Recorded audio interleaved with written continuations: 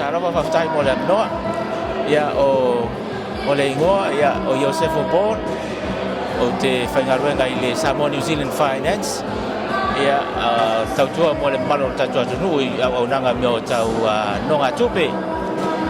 Personal loans i mato i nel mato ofisa i manukau. Ia ai mo fo nea manoa mau whaatasi mai ai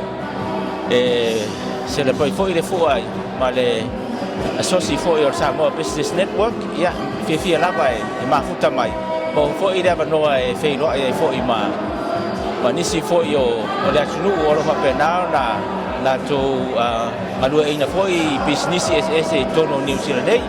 ia mo dia tu le famalo mal faaftai le committee i le ngaruenga le ngai mai la tu faatsinga nei maftanga e nga tele mo le lumanai o le au fai business o tato wa tru Samoa nei wa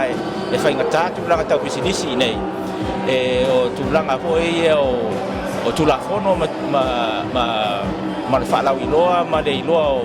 o tu langa o fai ngau business ia tu nu te le fa pende ia mana bia le se asosi fa pende tai pe o le Samoa Business Network so soani ate tato tai mo hol so soani me ma office